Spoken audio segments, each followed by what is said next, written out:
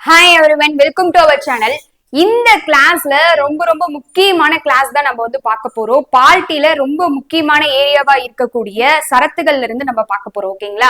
So இந்த video ரொம்பவே யூஸ்ஃபுல்லா இருக்கும். சோ வீடியோவை எண்ட் வரைக்கும் ஸ்கிப் பண்ணாத பாருங்க. அதே போல ரொம்ப ரொம்ப ரொம்ப ஒரு இம்பார்ட்டன்டான இன்ஃபர்மேஷன் என்ன அப்படின்னா, நம்ம குரூப் 4க்கான சகாப்தம் பேட்ச் வந்து ஸ்டார்ட் பண்ணியிருந்தோம் இல்லையா? சோ அதை வந்து நிறைய பேர் வந்து இந்த பேட்ச் வந்து முடிஞ்சிருச்சு நேத்தோட லாஸ்ட் டேட் அப்படின்னு சொல்லி. ஆனா நிறைய பேர் வந்து மெசேஜஸ் அண்ட் கால்ஸ்ல நாங்க இப்பதான் பார்த்தோம், ஸோ கொஞ்சம் பேட்ச் டேட் வந்து எக்ஸ்டெண்ட் பண்ணி கொடுங்க அப்படின்னு சொல்லி கேட்டிருந்தீங்க. ஸோ அதனால எல்லாரும் எகெயின் கேட்டுக்கிட்டே இருக்கிறதுனால ஸோ இந்த பேட்ச்க்கு திரும்ப ஒரு 100 சீட்ஸ் எக்ஸ்டெண்ட் பண்ணி இந்த கம்மிங் சண்டே வரைக்கும் உங்களுக்கு அட்மிஷன்ஸ் அப்படிங்கிறது போகும். ஸோ ஜாயின் ஆக வில்லிங் இருக்கவங்க இந்த கம்மிங் சண்டேக்குள்ள ஜாயின் பண்ணிக்கோங்க. உங்களுக்கு ஃபுல் அண்ட் ஃபுல் ஆப்ல தான் போகும். லைவ் அப்படின்னா உங்களுக்கு பர் டேவுக்கு 6 hours தேவைப்படும். ஸோ அந்த 6 hoursல கிளாஸஸ் எடுக்கிறதுங்கிறது எங்களுக்கு ப்ராப்ளம் இல்லை. உங்களால 6 hoursம் வந்து அட்டன் பண்ண முடியாது. ஸோ இப்போ ஆப் அப்படிங்கிறப்போ உங்களுக்கு பேசிக்ல இருந்து ஷார்ட்கட்ஸோட எல்லாமே கவர் பண்ணி கிளாஸஸ் போகும். நீங்க எப்போ ஃப்ரீயா இருக்கீங்களோ அந்த ஃப்ரீ டைம்ல என்ன பண்ணிக்கலாம், கிளாஸஸ் அப்படிங்கறத பாத்துக்கலாம். எனக்கு மார்னிங் 2 hours கிடைக்குதுன்னா ஓகே, ஈவினிங் 2 hours கிடைக்குதுன்னா ஓகே. எந்த டைம்ல உங்களுக்கு டைம் கிடைக்குதோ ஒரு 3 to 4 hours ஒதுக்குங்க, கிளாஸ பாருங்க. ஒவ்வொரு கிளாஸ்க்கும் என்னென்ன சப்ஜெக்ட்க்கு கிளாஸஸ் முடியுதோ அந்த கிளாஸ்க்கான நோட்ஸ் அப்படிங்கறத உங்களுக்கு கொடுத்துருவோம். அந்த நோட்ஸ் எடுக்கிறீங்க, சொல்லக்கூடிய ஷார்ட்கட்ஸா இருக்கட்டும், எக்ஸ்ட்ரா பாயிண்ட்ஸா இருக்கட்டும், ஸோ அதை எல்லாத்தையும் நீங்க வந்து என்ன பண்ணிக்கலாம், எழுதி வச்சுக்கலாம். ரொம்பவே யூஸ்ஃபுல்லா இருக்கும். ஸோ கம்மிங் சண்டே வரைக்கும் தான், அதுக்கு மேல இந்த பேட்ச்ல ஜாயின் பண்ண முடியாது. ஸோ கரெக்டா படிச்சு டெஸ்ட் அட்டன் பண்ற மாதிரி இருக்கும். வீக்லி கிளாஸஸ் போகும். நிறைய பேர் கேட்டிருந்தீங்க இது ஒன்லி டெஸ்ட் பேட்சா அப்படின்னு சொல்லி. இல்ல, இது கம்ப்ளீட் பேட்ச், அதாவது ஆல் சப்ஜெக்ட்ஸ்க்கும் கிளாஸஸும் இருக்கும், டெஸ்ட் இருக்கும். இப்ப வீக்லி ஸ்கெடியூல் பாருங்க, ஸ்கெடியூல் கீழே இருக்கும், அதை செக் பண்ணுங்க, டிஸ்கிரிப்ஷன்ல இருக்கும். சோ அதுல வீக்லி என்ன போர்ஷன் கொடுத்திருக்கோமோ, இப்ப ஃபர்ஸ்ட் வீக் இருக்குன்னா அதுக்கான போர்ஷன்ஸ்க்கு எல்லாம் கிளாஸஸ் வந்து முடிச்சு கொடுத்துருவோம். முடிச்சு கொடுத்துட்டு அந்த கிளாஸ்க்கான டெஸ்ட் சண்டே அன்னைக்கு இருக்கும். ஓகேங்களா? சோ அப்போ கிளாஸஸ் முடிக்கிறீங்க, டெஸ்ட் அட்டன் பண்றீங்க, இப்படிதான் ஒவ்வொரு வீக்கும் உங்களுக்கு போய்கிட்டு இருக்கும். சோ அப்போ உங்களுக்கு கிளாஸும் முடிஞ்சிரும், டெஸ்டும் நீங்க பிராக்டிஸ் பண்ணிருவீங்க. 5 weeks ஒன்ஸ் உங்களுக்கு ரிவிஷன் அப்படிங்கிறது இருக்கும். இந்த பேட்ச்ல ஜாயின் ஆகணும்னா கீழே டிஸ்கிரிப்ஷன்ல பேட்ச் ஸ்கெடியூல் லிங்க் இருக்கு, அதை செக் பண்ணிக்கோங்க. ஜாயின் ஆக வில்லிங் இருக்கோங்க 8807081095 அப்படிங்கிற இந்த வாட்ஸ்அப் நம்பருக்கு I want to join group 4 batch அப்படின்னு சொல்லி மெசேஜ் பண்ணுங்க, அல்லது ஐ வாண்ட் டு ஜாயின் சகாப்தம் பேட்ச் அப்படின்னு மெசேஜ் பண்ணுங்க. உங்களுக்கான டீடைல்ஸ் கண்டிப்பா வந்து ஷேர் பண்ணுவாங்க. ரொம்பவே யூஸ்ஃபுல்லா இருக்கும். எதுக்காக இதை சொல்றேன்னா, நிறைய பேர் வந்து நான் இப்போதான் பார்த்தேன், நான் வந்து பேட்ச்ல வந்து ஜாயின் ஆகணும் அப்படின்னு சொல்லி எகைன் மெசேஜ் பண்ணிக்கிட்டு இருக்கீங்க. ஸோ அட்மின் வந்து சொன்னாங்க, ஸோ இதை வந்து கொஞ்சம் இந்த இன்ஃபர்மேஷனை பார்த்து வச்சுக்கோங்க. நீங்க எப்போ இந்த சண்டேக்குள்ள ஜாயின் பண்ணிக்கலாம். ஓகே, ஸோ ஃப்ரீ டைம்ல நீங்க பாத்துக்கலாம். நான் வந்து ஹவுஸ் ஒய்ஃபா இருக்கேன், என்னால வந்து கிளாஸ் வந்து ஃபுல்லா லைவ் அட்டன் பண்ண முடியாது அப்படின்னு நிறைய பேர் வந்து கேக்குறீங்க. ஸோ உங்களுக்கு வந்து ரெக்கார்டிங் செஷனா தான் இருக்கும். அதே போல டவுட் அப்படின்னா கேட்கற மாதிரி உங்களுக்கு வாட்ஸ்அப்மே வந்து கொடுத்துருவாங்க. நீங்க அதுல கேட்டுக்கலாம் கிளாஸ்க்கான டவுட்ஸ் எல்லாமே. கிளாஸ்க்கான நோட்ஸ், கிளாஸ் படிக்கிறீங்க, வீக்லி டெஸ்ட் அட்டன் பண்றீங்க. நம்ம டெலிகிராம் சேனல்ல ஜாயின் ஆகாத இருக்கவங்க ஜாயின் ஆகிக்கோங்க. வாங்க இன்னைக்கான கிளாஸ் ஸ்டார்ட் பண்ணலாம். இந்த கிளாஸ் கவனிங்க, இந்த கிளாஸ் முடிச்சுட்டு இந்த கிளாஸ்க்கான நோட்ஸ்மே தரப்போறோம். அதை நீங்க எப்படி எங்க போய் பார்க்கணும், எப்படி யூஸ் பண்ணுங்கிறத கிளாஸ் எண்டு வரைக்கும் பார்த்தாதான் உங்களுக்கு தெரியும். கவனிங்க. சோ இப்ப இந்த சரத்துகள் வந்து நம்மளுக்கு வந்து ரொம்ப ரொம்ப முக்கியமான ஏரியா. ஆனா வந்து நிறைய பேர் நம்ம பார்க்காத விட்டுறோம். சோ கவனிங்க, நம்மளுக்கு 465 பக்கமா சரத்துகள் இருக்கு. ஆனால் நம்மளுக்கு ஸ்கூல் புக்ல 448 சரத்துகள் தான் இருக்கு அப்படின்னு சொல்லி கொடுத்திருப்பாங்க. ஓகே, ஆனால் நம்ம அரசியலமைப்பு வந்து எழுதப்பட்டு முடிச்சது, ஏற்றுக்கொள்ளப்பட்டதுன்னா நவம்பர் 26, 1949 இல்லையா? அப்போ நம்மளுக்கு எவ்வளவு சரத்துகள் தான் இருந்துச்சுன்னா 395 சரத்துகள் தான் இருந்துச்சு. ஆனா இப்போ 448 சரத்துகள் இருக்கு. சோ இது வந்து ரொம்ப ரொம்ப முக்கியமானது. அப்போ கவனிங்க, இதை பத்தி பார்க்கலாம். ஃபர்ஸ்ட் 50 சரத்துகள் பார்க்க போறோம். சோ இந்த part 1 to part 4A. So என்னதான் சரத்துகள் நம்ம தனியா பார்க்க முடியாது, ஏன்னா இந்தந்த பகுதிகள்ல இதுல இருந்து இது வரைக்கும் சரத்துகள் வரும் அப்படின்னு தான் நம்மளுக்கு பிரிச்சு வச்சிருப்பாங்க. சோ இப்ப பகுதி 1 இருந்து 4A வரைக்கும் எவ்வளவு சரத்துகள் இடம்பெறுது. இப்ப பகுதி 1னா ஒன்றியம் இருக்கும், பகுதி 2 அப்படின்னா குடியுரிமையை பத்தி சொல்லும், பகுதி 3னா அடிப்படை உரிமைகள், பகுதி 4னா டிபிஎஸ்பி. சோ இதுல ஒவ்வொன்றா இடம்பெறத பத்தி பார்க்கலாம். சோ கவனிங்க, பகுதி 1 to 4 அப்படிங்கிறது ஒன்றியம் மற்றும் அதன் எல்லைகள் பத்தி சொல்லுமா. அடுத்து பகுதி 2 அப்படிங்கிறது குடியுரிமைக்கானது. சோ அப்போ பகுதி 1ல சரத்து 1ல இருந்து 4 வரைக்கும் இருக்கு, பகுதி 2ல 5ல இருந்து 11 வரைக்கும் இருக்கு. இது முழுக்க சிட்டிசன்ஷிப், அதாவது குடியுரிமையை பத்தி சொல்லும். பகுதி 3 அப்படிங்கிறதுல சரத்து 12ல இருந்து 35 வரைக்கும் இருக்கும். Very very important. சோ ஒரு மனிதனுக்கு ரொம்ப ரொம்ப முக்கியமானது எது அப்படின்னா இந்த அடிப்படை உரிமைகள் தான். சோ இப்ப இந்த அடிப்படை உரிமைகள் வந்து இருக்கிறதுனாலதான் ஏன் ஸ்டில் நான் கூட இப்ப கிளாஸ் எடுத்துக்கிட்டு இருக்கேன். உங்களுக்கு பிடிச்சத நீங்க வந்து இப்ப கூட இதை பாக்குறீங்க அப்படின்னா அதுக்கான காரணம் இந்த அடிப்படை உரிமைகள் தான் இல்லையா? சோ இப்ப அடிப்படை உரிமைகள் பத்தி சொல்ற பகுதி 3 சரத்து 12 to 35.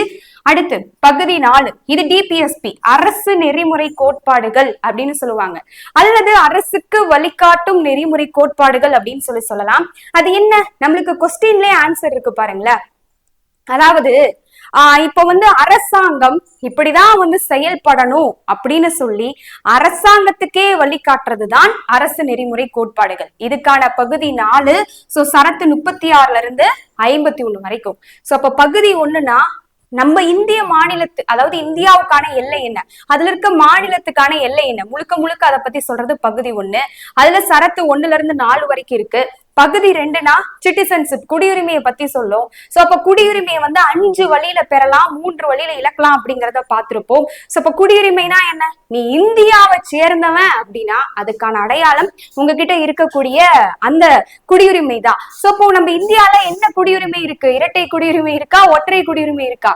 நான் வந்து அட் த ஸ்பாட்ல 10 குடியுரிமை வச்சுட்டு சுத்த முடியுமானா சுத்த முடியாது. நம்மளுக்கு ஒரே ஒரு குடியுரிமை தான்.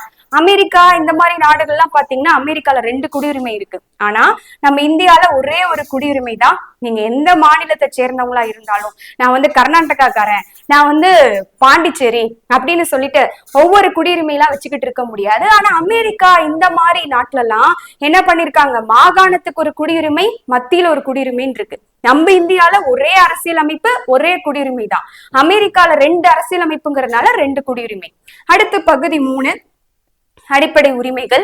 சோ முன்னாடியே பார்த்த மாதிரிதான், நான் இந்த முன்னாடி இந்த காமெடியை சொல்லிருப்பேன். அர்ஜுன் சொல்ற மாதிரி நான் நல்லா ஆடுவேன், நல்லா பாடுவேன் அப்படின்னு சொல்ற மாதிரி நம்மளுக்கு வந்து ஆடலாம், பாடலாம், நம்ம நினைச்ச இடத்துல வசிக்கலாம், எல்லாம் பண்ணலாம். ஆனா அடுத்தவங்களை பாதிப்படைய வைக்காத விதத்துல என்ன வேணாலும் பண்ணிக்கலாம். அதுதான் அடிப்படை உரிமைகள். அதை பத்தி சொல்றது 12 to 35 அதுக்கான சரத்து பகுதி 3.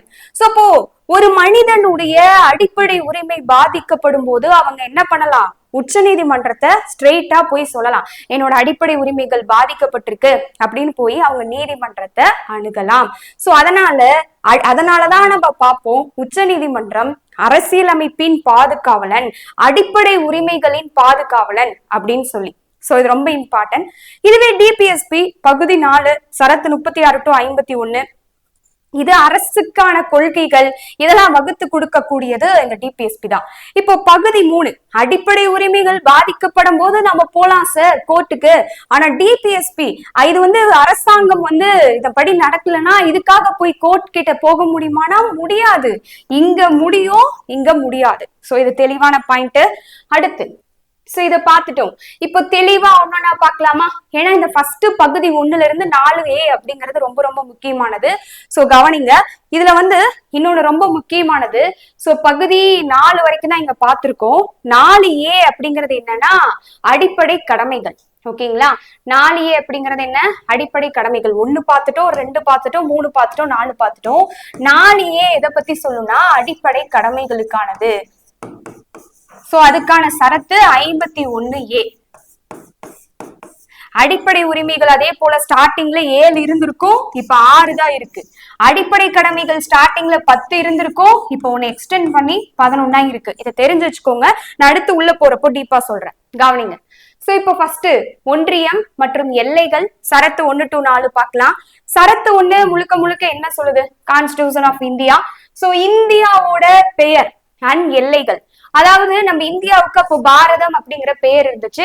சோ அப்போ இந்தியா அப்படிங்கிறது மாநிலங்களோட ஒன்றியம். சோ கவனிங்கள, நம்ம ஃபர்ஸ்ட் கிளாஸ்லயே பார்ட்டில வந்து பார்த்திருப்போம். என்னன்னு பார்த்திருப்போம்? நம்ம இந்தியாவை முழுக்க வந்து கூட்டாட்சின்னு சொல்ல முடியாது, ஆனா ஒற்றையாட்சின்னு சொல்ல முடியாது.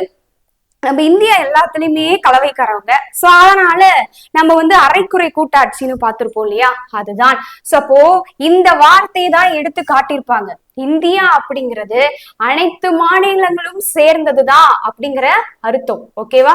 அப்போ ஷார்ட்கட் வந்து பாருங்க, நம்ம சொல்ற மாதிரி ஒன்றே குலம் ஒருவனே தேவன் அப்படின்னு சொல்லி தமிழ்ல நம்ம வந்து திருவாசகத்துல பார்ப்போம். அந்த மாதிரி எல்லாரும் ஒரே குலம் ஒரே கடவுள் அப்படிங்கிற மாதிரி இந்தியா அப்படிங்கிறது ஒண்ணுதான் அப்படின்னு சொல்றது 1ஆம் நம்பர் சரத்து. சரத்து 2 என்ன சொல்லுது? புதிய மாநிலங்களை அனுமதித்தல் அல்லது உருவாக்குதல். புதுசா மாநிலங்களை வந்து என்ன பண்ணிக்கலாம், கொண்டு வரலாம், உருவாக்கலாம் அப்படின்னு சொல்றது சரத்து 2.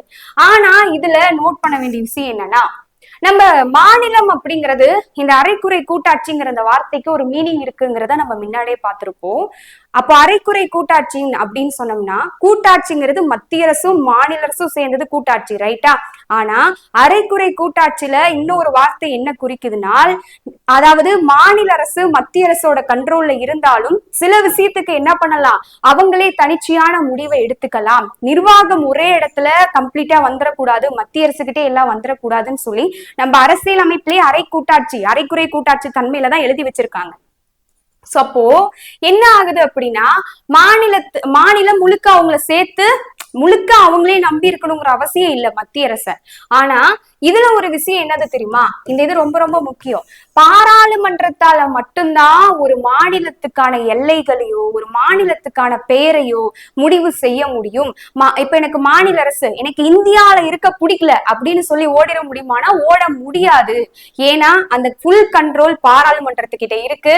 பாராளுமன்றம் நினைச்சா மட்டும்தான் மாநிலத்தை உருவாக்க முடியும், எல்லாமே பண்ண முடியும். அப்படியே இதுக்கான கண்டினியூட்டியான சரத்து 3 என்ன சொல்றாங்க, புதுசா மாநிலங்களை உருவாக்கலாம், அதோட எல்லையை பிக்ஸ் பண்ணலாம், அதுக்கு பெயரை சேஞ்ச் பண்ணலாம். அது சரத்து 3.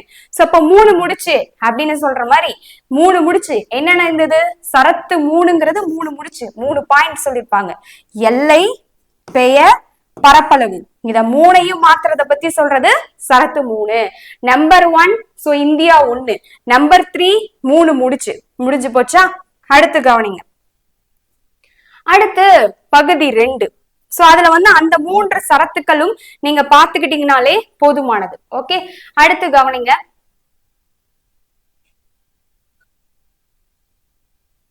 அடுத்து பகுதி 2 சிட்டிசன்ஷிப், குடியுரிமை. சரத்து 5ல இருந்து 11 வரைக்கும் நம்மளுக்கு குடியுரிமை பத்தி சொல்லுது.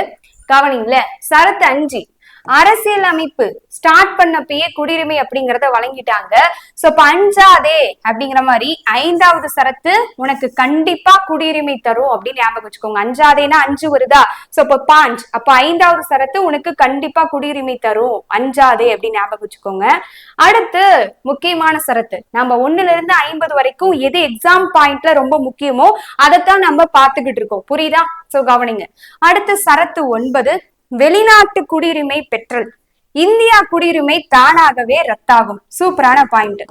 நான் போய் அமெரிக்கா எனக்கு பிடிச்சு போச்சுன்னு நான் அமெரிக்கால போய் குடியுரிமையை வாங்கிடுறேன். அப்போ குடியுரிமையை வாங்கிட்டா பரவாயில்ல, நீ இந்தியாவை சேர்ந்தவன் தான், அதனால இந்தியாவில குடியுரிமை அப்படியே இருக்கும் வாசாமி அப்படின்னு சொல்லி உட்கார வைப்பாங்களான்னு கேட்டா இல்ல. நாம வேண்டாம் இங்க வந்து விட்டுட்டு அங்க போய் குடியுரிமை வாங்குறோம்னா அமெரிக்கால குடியுரிமை வந்துரும், இங்க இந்தியால குடியுரிமை தானா போயிரும். அதுதான் இங்க சொல்றாங்க சரத்து 9. அப்போ ஒருதலை ராகம் மாதிரி இந்தியாவுக்கு மட்டும்தான் விசுவாசமா இருக்கணும், வேற நாட்டுல போய் நீங்க இருந்தீங்கன்னா முடியாது, இங்க குடியுரிமை கேன்சல் ஆயிரும். அடுத்து சரத்து 11 என்ன சொல்லுது, நாடாளுமன்றம் குடியுரிமை சட்டங்களை இயற்றத்துக்கான அதிகாரம் இருக்குன்னு சொல்லுது. குடியுரிமை சட்டம் எந்த வருஷம்ப்பா, 1955. இதே வருஷம் தான் அத்தியாவசிய பொருட்கள் சட்டம். ஒவ்வொரு சட்டத்துக்கான இயரையும் படிக்கிறீங்கன்னா அந்த இயர் கூட அது ரிலேட்டடான சட்டங்கள் அல்லது வரலாற்றுல ஏதாச்சும் நிகழ்வுகள் இப்படி இருந்தா அதை லிங்க் பண்ணி படிங்க.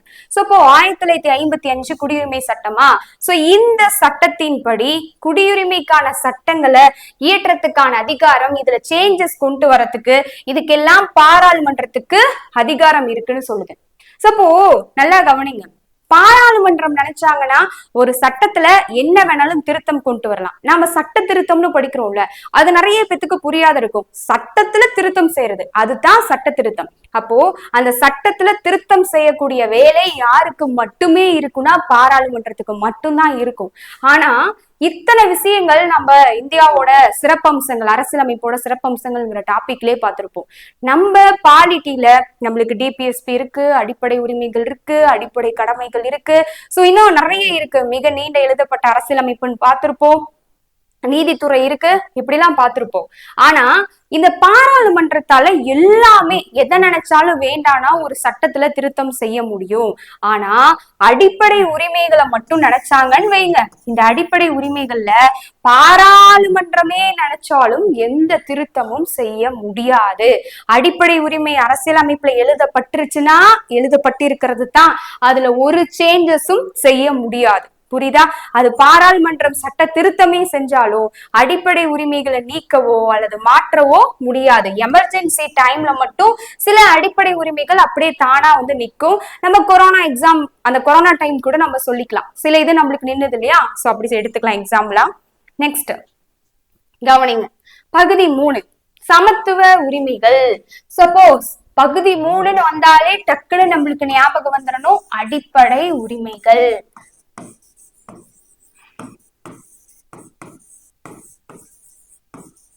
பகுதி 3னாலே அடிப்படை உரிமைகள் இல்லையா, இதுக்கான சரத்துக்கள் என்ன, 12ல இருந்து 35 வரைக்கும்.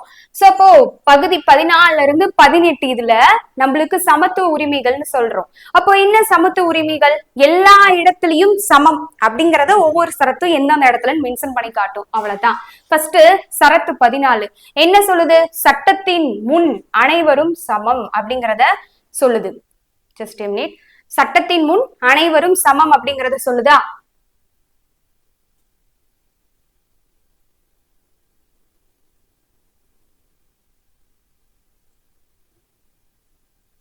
ஓகே, சட்டத்தின் முன் அனைவரும் சமம் அப்படிங்கறத இந்த சரத்து 14 சொல்லுது.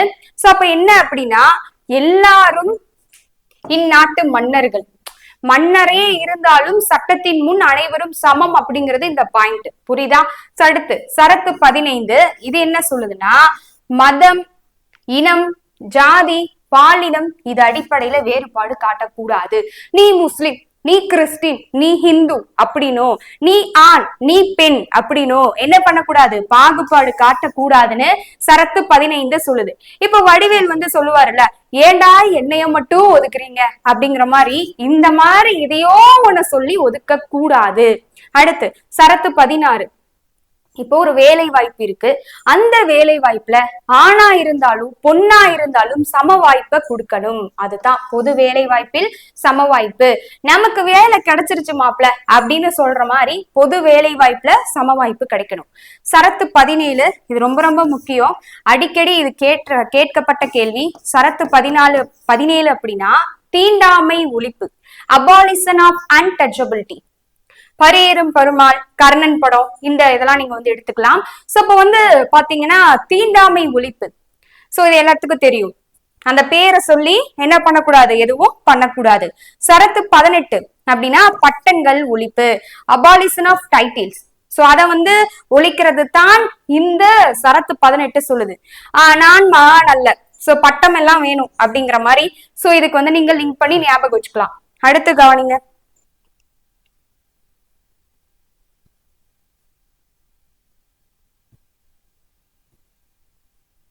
அடுத்து கவனிங்க பகுதி 3 இதுல முக்கியமான சரத்துகள். அடுத்து சோ சமத்துவ உரிமை பார்த்தோமா, அடுத்து சுதந்திர உரிமை. சோ இந்த சுதந்திர உரிமையில தான் மத சுதந்திரம் அப்படிங்கறதும் நம்மளுக்கு அடிப்படை உரிமையில வச்சிருப்பாங்க.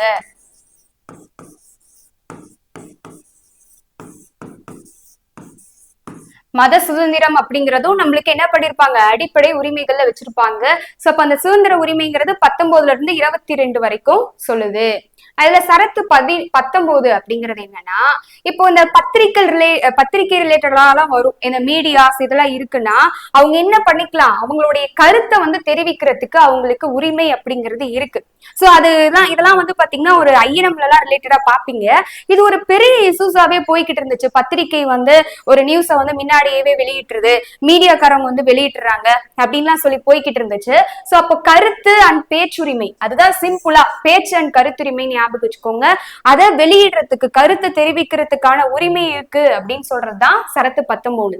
ஓகே, அப்போ 6 வகையான சுதந்திரங்கள், அதாவது பேச்சு, ஆயுதம் இல்லாம ஒரு பேசிக்கலாம், ஒரு கூட்டம் கூட்டலாம், எந்த ஒரு ஆயுதமும் இல்லாம பிரச்சனை பண்ணாம சங்கம் வைக்கலாம், நடமாடலாம், வசிக்கலாம், தொழில் செய்யலாம், அந்த 6 உரிமைகளை பத்தி சொல்றது சரத்து 19. சோ அப்போ கவுண்டமணி காமெடி மாதிரி 6 மனமே 6 உனக்கு 6 சுதந்திரம் இருக்கு கூறு அப்படின்னு ஞாபகம் வச்சுக்கோங்க. சரத்து 19ல. ஓகேவா? சோ அடுத்து கவனிங்க. சரத்து 21 வாழ்க்கை மற்றும் தனி மனித சுதந்திரம். So right to life. So ஒரு மனிதனுக்கு வாழ்க்கைய வாழ்றதுக்கு அவனுக்கான சுதந்திரம் முழுக்க இருக்கு. அவனுடைய வாழ்க்கை சுதந்திரம் பறிக்கப்படக்கூடாது அப்படிங்கறத இந்த 21 சொல்லுது. உசுறு ரொம்ப முக்கிய குமாரு அப்படிங்கிற மாதிரி சரத்து 21. 21A அப்படிங்கிறது 6ல இருந்து 14 வயசு. இது ரொம்ப ரொம்ப முக்கியம். இதுதான் உங்களுக்கு 11வது அடிப்படை கடமையா சேர்த்திருப்பாங்க இல்லையா? 6ல இருந்து 14 வயசு வரைக்கும் இருக்கவங்களுக்கு இலவச கட்டாய கல்வியை இந்த இதை வச்சுதான் சரத்து 45ல அங்க கொண்டு வந்திருப்பாங்க அடிப்படை கடமையில. சோ இப்ப இது 21A. இது என்ன சொல்லுது? 6ல இருந்து 14 வயசு வரைக்கும் இருக்கவங்களுக்கு இலவச கட்டாய கல்வி. பேரண்ட்ஸா இருக்கலாம் அல்லது அவங்களை வளர்க்கக்கூடிய கார்டியன்ஸா இருக்கலாம். அவங்க என்ன பண்ணணும்? அவங்களுக்கு கண்டிப்பா கட்டாயமா கல்வி அப்படிங்கிறத 14 வயசு வரைக்கும் இருக்க குழந்தைகளுக்கு மிஸ் பண்ணாம கல்வியை கொடுங்க. கவர்மெண்ட் ஸ்கூல்ஸ் தான் இருக்குல்ல, அங்கனாச்சும் அவங்கள சேர்த்து விடுங்க அப்படிங்கறத சொல்லுது. சோ அதுக்காக இலவச கட்டாய கல்வி ரைட் டு எஜுகேஷன் ஆக்டே கொண்டு வந்திருப்பாங்க, RTEன்னு. அடுத்து சுரண்டலுக்கு எதிரான உரிமைகள் அண்ட் சமய உரிமை 23 to 30. சோ இத பார்க்கலாம். சரத்து 23 என்ன சொல்லுது? கட்டாய வேலை, கொத்தடிமை முறையெல்லாம் இருக்குல்ல, கட்டாயமான வேலை, கொத்தடிமை தொழில ஈடுபடுறது. சோ அடுத்து மனிதனை வியாபாரம் செய்யறது, இதுக்கெல்லாம் தடைய பத்தி சொல்லுது. சோ இப்போ இதுக்கு ஃபார் எக்ஸாம்பிள் நம்ம தெரி மூவி எடுத்துக்கலாம். ஓகேவா? சோ தொழில், கொத்தடிமை முறை, மனித வியாபாரம், சோ அதை எடுத்துக்கலாம். அடுத்து சரத்து 24 தொழிற்சாலைகள்ல குழந்தை தொழிலாளர்கள் 14 வயசு வரைக்கும் இருக்கவங்கள இந்த மாதிரி வேலைகள்ல ஈடுபடுத்த கூடாதுன்னு சொல்லுது. அந்த மாதிரி குழந்தை தொழிலாளர் முறை இருக்குன்னா அதை ஒழிக்கிறத பத்தி சொல்றது சரத்து 24. சோ அப்போ நம்ம பாத்துருப்போம்ல. சோ அப்போ காக்கா முட்டை படத்துல பசங்க ஸ்கூல் தான் போகணும், வேலைக்கல்ல அப்படிங்கிற மாதிரி அந்த டைலாக் லிங்க் பண்ணிக்கோங்க. அடுத்து சரத்து 25 எந்த ஒரு மதத்தை வேணாலும், நமக்கு ஒரு மதம் பிடிச்சிருக்குன்னா அதை ஏத்துக்கலாம், அதை பரப்பலாம், அதை பின்பற்றலாம், அதை ஃபாலோ பண்ணலாம், அதை ஏற்கலாம், பரப்பலாம். அந்த உரிமைகள் இருக்கு. அதத்தான் இங்க இருக்கு. ஓகே, உனக்கு பிடிச்ச எந்த சாமியை வேணாலும் நீ கும்பிட்டுக்கோ அப்படின்னு சொல்றது சரத்து 25. சரத்து 29 என்ன சொல்லுது? சிறுபான்மையினரோட எழுத்து, மொழி மற்றும் கலாச்சார பாதுகாப்பு. நலிவடைந்தவர்கள் இருக்காங்க இல்லையா? சோ அவங்களுக்குன்னு இருக்க அந்த எழுத்து, மொழி, கலாச்சார பாதுகாப்பை பத்தி சொல்லுது. அப்ப 29னா எப்படி லிங்க் பண்ணிக்கிறீங்க? 29 வயசுல நம்ம கலாச்சாரத்தை கண்டிப்பா காப்பாத்தணும் அப்படின்னு ஞாபகம் வச்சுக்கோங்க. ஏன்னா அவங்களுக்கான கலாச்சாரத்தை பத்தி சொல்லுது. 30 பாருங்க. சோ சிறுபான்மையினருக்குன்னு இருக்கக்கூடிய கல்வி நிறுவனங்களை உருவாக்கி அதை நிர்வகிக்கக்கூடிய உரிமையை பத்தி சொல்லுது சரத்து 30. சோ நெக்ஸ்ட் ஒன், அரசியலமைப்புக்கு உட்பட்டு தீர்வு காணும் உரிமை. Very very important point. So நம்ம பார்த்திருப்போம் சரத்து 32. இது ரொம்ப ரொம்ப இம்பார்ட்டன்ட். அம்பேத்கர் அவர்களே வியந்து பாராட்டிய ஒரு சரத்துனா அது இதுதான். நம்ம பார்க்கலாம். அரசியலமைப்போட இதயம் மற்றும் ஆன்மான்னு இது அம்பேத்கர் சொன்னாரு. Very very very important. So இப்போ அரசியல் அமைப்புலயே ஒரு முக்கியமான சிறப்பு என்னன்னா இந்த அடிப்படை உரிமையை நம்ம இந்திய அரசியலமைப்புல கொண்டு வந்ததுதான். சோ அதனாலதான் அம்பேத்கரே இதை அரசியலமைப்போட இதயம் மற்றும் ஆன்மா அப்படின்னு இதை பார்த்து வியந்து சொன்னாரு. ஒரு மனிதனுடைய அடிப்படை உரிமை பாதிக்கப்படுது, அது மீறப்படுது அப்படின்னா உச்ச நீதிமன்றத்தை போய் அவன் நாடி தீர்வு காணலாம். சோ அப்ப உச்ச நீதிமன்றம் என்ன பண்ணும்? 5 வகையான நீதி பேராணைகள் நம்மளுக்கு இருக்கா? ஆட்கோணர்வு நீதி பேராணை, கட்டளையுறுத்தும் நீதி பேராணை, தடையுறுத்தும் நீதி பேராணை, தகுதி முறை வினவும் நீதி பேராணை, ஆட்கொணர்வு நீதி பேராணைன்னு மொத்தம் 5 வகையான நீதி பேராணைகள் இருக்கு. சப்போ இதுல எது அவருக்கு செட் ஆகுமோ, ரிட்ஸ் அப்படின்னு இங்கிலீஷ்ல சொல்லுவாங்க நீதி பேராணைனா, அதை யூஸ் பண்ணி அதை வெளியிடக்கூடிய அதிகாரம் உச்ச நீதிமன்றத்துக்கு இருக்கு. Very very essential. அடிப்படை கடமைகள் அப்படின்னாலும் அடிப்படை உரிமைகள் அப்படின்னாலும் நிறைய பேத்துக்கு கன்ஃபியூஸ் ஆகக்கூடிய பாயிண்ட், எனக்கு ஒரு பொருள் வேணும் அப்படின்னு நான் நினைச்சா அது உரிமை இல்லையா? எனக்கு வேணும் அப்படின்னு அடம் பிடிக்கிறது உரிமை. அதே மாதிரி இப்ப ஒரு எப்படி சொல்றது, ஒரு ஆபீசர்ஸ் இருக்காங்க, அவங்களுக்கு மரியாதை குடிக்கணும்னு நினைக்கிறது கடமை. புரியுதா? அப்போ உரிமை அப்படிங்கறது கண்டிப்பா வேணும்னு ஆசைப்படுவோம், கடமை அப்படிங்கறது நாமளா பார்த்து பண்ணிக்கிறது. அப்போ உரிமைக்கு பாதிக்கப்படுறப்போ கோர்ட்டுக்கு போலாம், கடமை வந்து செஞ்சாலும் இப்ப வந்து எப்படி சொல்றது, அடிப்படை கடமைனா மெயின் இதுவே நம்மளுக்கு வந்து ஒரு கொடி ஏற்றுறாங்க அப்படின்னா அதுக்கு மரியாதை கொடுக்கறது, தேசிய கீதத்துக்கு வந்து மரியாதை கொடுக்கறது, சோ இந்த அரசுக்கு மரியாதை கொடுக்கறதா அடிப்படை கடமை. அப்போ அது வந்து நம்ம அரசியல் அமைப்புல செலுத்தணும்னு சொல்லியிருக்காங்க, ஒருவேளை அதை ஃபாலோ பண்ண அப்படின்னு சொல்லி அதுக்காக நீதிமன்றத்தை போய் அணுக முடியாது. சோ இதுதான் இதுக்கான வித்தியாசம். உரிமைனா பொருள் வேணும், கடமைனா நம்ம ஒரு அதிகாரிகளுக்கு கொடுக்கிற மரியாதை, அப்படி எடுத்துக்கலாம் ஷார்ட்கட். ஓகேங்களா? அப்போ அடிப்படை உரிமை பாதிக்கப்படுறப்போதான் நீதிமன்றத்தை போய் கேட்க முடியும். டிபிஎஸ்பி அதே போல அடிப்படை கடமைகள் இதுக்காக கோர்ட்டுக்கு போக முடியாது. சோ அடுத்து பகுதி 4 டிபிஎஸ்பி 36 இருந்து 51 வரைக்கும் இதுக்கான சரத்து கவனிங்க. சோ அப்போ இந்த டிபிஎஸ்பி எங்க இருந்துப்பா பெற்றாங்க? அயர்லாந்து அரசியலமைப்புல இருந்து வாங்கினாங்க. சோ அதை முன்னாடியே சொல்லிட்டேன், டிபிஎஸ்பி அப்படிங்கிறது அரசுக்கு கொள்கைகள் இதெல்லாம் எப்படி ஃபாலோ பண்ணணும்னு அரசுக்கு வழிகாட்டுறது தான் இந்த டிபிஎஸ்பி. இதை அவங்க ஃபாலோ பண்ணலாம், ஃபாலோ பண்ணாட்டி இருக்கலாம். ஆனா இதை ஃபாலோ பண்ணல அப்படின்னு சொல்லி போய் கோர்ட் எல்லாம் என்ன பண்ண முடியாது, கேட்க முடியாது. சோ அடிப்படை உரிமைகளுக்கு மட்டும்தான் கோர்ட் பதில் சொல்லும், ஏன்னா அவங்க அடிப்படை உரிமைகளின் பாதுகாவலன்.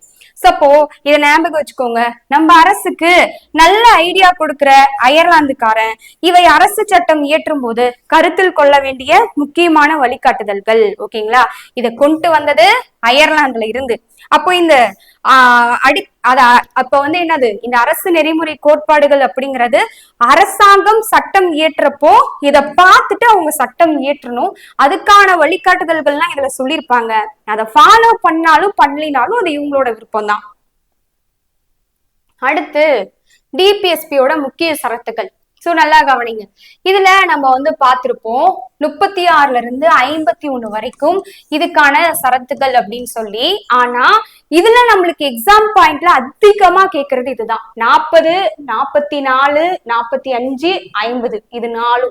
சோ கவனிங்கள, சரத்து 40 எதை பத்தி சொல்லுதுன்னா கிராம பஞ்சாயத்துக்கள் அமைப்பு இருக்குல்ல அத பத்தி சொல்லுது. சோ கிராம பஞ்சாயத்துனாலே நம்ம எல்லாத்துக்கும் ஞாபகம் வரும், இந்த மாதிரி ஒரு மரத்தடியில நாட்டாம உட்காந்து தீர்ப்பு சொல்லுவார் இல்லையா, அதுதான் நாட்டாம தீர்ப்பை மாத்தி சொல்லு அப்படிங்கிறது இந்த டயலாக் ரொம்ப ஃபேமஸ்.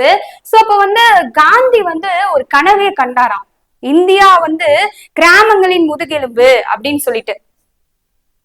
சோ அப்போ கிராமங்கள்ல வந்து எல்லாம் கொண்டு வந்தாதான் இந்தியா வந்து மாறும் அப்படின்னு சொல்லி காந்தி வந்து கனவு கூட கண்டாராம். சோ அப்போ நாட்டாம தீர்ப்பை மாத்தி சொல்லு, அது சரத்து 40. சரத்து 44 என்ன, இது நம்ம முன்னாடியே பார்த்திருப்போம். ஐ திங்க் ஃபர்ஸ்ட் கிளாஸ்லயே நினைக்கிறேன், ஃபர்ஸ்டா செகண்டான்னு தெரியல, சிறப்பம்சங்கள்ல பார்த்திருப்போம்னு நினைக்கிறேன். சரத்து 44ங்கிறது சிவில் கோட், அதாவது குடிமக்கள் அனைவருக்கும் பொது சிவில் சட்டம், யூசிசிய பத்தி சொல்லுது. அப்போ 4 சமம் அப்படிங்கிற மாதிரி 4 = 4. அப்ப அதுதான் இங்க யூ வருதா, யூனிஃபார்ம் அப்படின்னு ஞாபகம் வச்சுக்கோங்க, பொது சிவில் சட்டம். அடுத்து சரத்து 45 என்ன சொல்லுது, 6 வயசு வரைக்கும் இருக்காங்கன்னா அந்த குழந்தைகளுக்கு முன்பருவ கல்வி. சோ இதுதான் 21A அப்படியே கனெக்டிவிட்டி ஆகும். ஓகே, சோ அவங்களுக்கு முன்பருவ கல்வியை வந்து கொடுக்கணும் அப்படிங்கிறத சொல்லியிருப்பாங்க. சோ இதையும் அந்த சரத்து 21A அடிப்படையா வச்சுதான் நம்மளுக்கு என்ன பண்ணாங்க அப்படின்னா 11வது அடிப்படை கடமையா நம்மளுக்கு கொண்டு வந்து அங்க இலவச கட்டாய கல்விங்கிறத சேர்த்திருப்பாங்க. அப்போ நல்லா கவனிங்க, படிக்காதவனா இருக்க கூடாதுங்கிறது 45வது சரத்து. சரத்து 50 என்ன சொல்லுது, 50 நீதித்துறையை நிர்வாகத்துறையிலிருந்து பிரித்தல். நீதித்துறைங்கிற டிபார்ட்மெண்ட்ட நிர்வாகத்துறையில இருந்து பிரிங்க அப்படின்னு சொல்லுது. அப்போ 50, அப்ப 100க்கு 100 எப்படி பிரிக்கலாம், 50 50ன்னு பிரிக்கலாமா? அப்ப 50 50 சரி பாதியா பிரித்து கொடுத்தல் அப்படின்னு ஞாபகம் வச்சுக்கோங்க. அப்ப 2 துறையை பிரிக்கிறாங்க. சோ அப்ப அதை 2 லிங்க் பண்ணிக்கோங்க. இதுவரைக்கும் சரத்து 50 வரைக்கும் எது எது முக்கியமானது அப்படின்னு சொல்லி பார்த்தோம். அதுல நம்மளுக்கு வந்து பாத்தீங்க அப்படின்னா 4 பகுதிகள் கவர் ஆனிச்சு. நம்மளுக்கு இன்னும் வந்து அடிப்படை கடமைகள் இதுல பாக்கல, ஏன்னா 50 வரைக்கும் இதுல பாத்துருக்கிறதுனால. சோ அப்போ இது வரைக்கும் ப்ரீவியஸ் இயர்ல எப்படிலாம் வந்து கேட்டிருக்காங்க இந்த சரத்துகள்ல இருந்து அப்படிங்கிறத பாத்திரலாமா? கவனிங்க. ஃபர்ஸ்ட் அரசியல் அமைப்பின் இதயம் மற்றும் ஆன்மா என வர்ணிக்கப்பட்ட சரத்து எது அப்படின்னு கேட்பாங்க. எது? சரத்து 32. இது இப்படி சொன்னது யாரு? இன்னும் டீப்பா பார்த்தா அம்பேத்கர். அது என்னது? சரத்து 32 அரசியலமைப்புக்கு உட்பட்டு தீர்வு காணும் உரிமை. தீண்டாமையை ஒழிக்கும் இந்திய அரசியலமைப்பு சரத்து எதுப்பா? சரத்து 17. அடுத்த கேள்வி, கிராம பஞ்சாயத்துக்களை அமைப்பது பற்றி கூறும் சரத்து பார்த்தோமா? நாட்டாம தீர்ப்ப மாத்தி சொல்லு. சரத்து 40. குழந்தை தொழிலாளர் முறையை தடை செய்யும் சரத்து எது? சரத்து 24. அடுத்து, இந்திய குடிமக்களுக்கு 6 வகையான அடிப்படை சுதந்திரங்களை வழங்குறது எது? பார்த்தோமா? பேச்சுரிமை அண்ட் கருத்துரிமை. சரத்து 19. சோ இது ரொம்ப ரொம்ப முக்கியமானது. ஓகே காய்ஸ், நாம இப்போ 50 சரத்துக்கள் அப்படிங்கறத முடிச்சிட்டோம். இந்த மெட்டீரியல் கொடுக்குறோம் அப்படின்னு சொல்லியிருந்தேன் இல்லையா? எதுல நீங்க போய் இந்த மெட்டீரியலை எடுத்துக்கலாம் அப்படின்னா, நம்ம ஆப் லிங்க் கீழே டிஸ்கிரிப்ஷன்ல இருக்கும். ஸோ நம்ம ஆப்பை இன்ஸ்டால் பண்ணிட்டு ரெஜிஸ்டர் பண்ணிட்டு போனீங்கன்னா நம்ம ஆப்போட ஃப்ரண்ட் பேஜ்லேயே பிடிஎஃப் மெட்டீரியல் அப்படிங்கிற ஒரு ஃபோல்டர் இருக்கும். ஸோ அதுல ஆல்ரெடி ஐஎன்எம் மெட்டீரியல் இதெல்லாம் ஃப்ரீ மெட்டீரியல்ஸ் இருக்கும். ஸோ அந்த பிடிஎஃப் மெட்டீரியல் அப்படிங்கிற ஃபோல்டரை கிளிக் பண்ணீங்கன்னா அதுல உங்களுக்கு இந்த மெட்டீரியல் உங்களுக்கு அவைலபிளா இருக்கும். நீங்க டவுன்லோட் பண்ணி எடுத்துக்கலாம். ஓகே, ஸோ நம்ம ஆப் இது வரைக்கும் இன்ஸ்டால் பண்ணிட்டு ரெஜிஸ்டர் பண்ணாத இருக்கீங்கன்னா இன்ஸ்டால் பண்ணிட்டு ரெஜிஸ்டர் பண்ணிக்கோங்க. நம்ம டெலிகிராம்லயுமே நிறைய ஷார்ட்கட்ஸ் அண்ட் குவிசஸ் அப்படின்னு சொல்லிட்டு 2 குரூப்ல போய்கிட்டு இருக்கு. ஒரு குரூப்ல ஷார்ட்கட்ஸும் ஒரு குரூப்ல குவிசஸும் போகும். டெலிகிராம் சேனல் லிங்க்கும் கீழே டிஸ்கிரிப்ஷன்ல இருக்கு, ஜாயின் ஆகிக்கோங்க. அதே போல நம்ம பேட்ச்ல ஜாயின் ஆக வில்லிங் இருக்கவங்களும் அதுக்கான ஸ்கெடியூல் டீடைல்ஸ் கம்ப்ளீட்டா கீழே டிஸ்கிரிப்ஷன்ல இருக்கு. இது கம்ப்ளீட்டான பேட்ச், கிளாஸ், டெஸ்ட் அப்படின்னு சொல்லி போகும். ஜாயின் ஆக வில்லிங் இருக்கவங்க 8807081095 அப்படிங்கிற இந்த வாட்ஸ்அப் நம்பருக்கு I want to join group 4 batch அப்படின்னு மெசேஜ் பண்ணுங்க. ஸோ இந்த சண்டே வரைக்கும் தான் இதுக்கு லாஸ்ட் டேட். ஜாயின் ஆக வில்லிங் இருக்கவங்க அதுக்குள்ள ஃபாஸ்டா ஜாயின் ஆகிக்கோங்க. இந்த வீடியோ கண்டிப்பா உங்களுக்கு யூஸ்ஃபுல்லா இருந்திருக்கும். Thank you so much.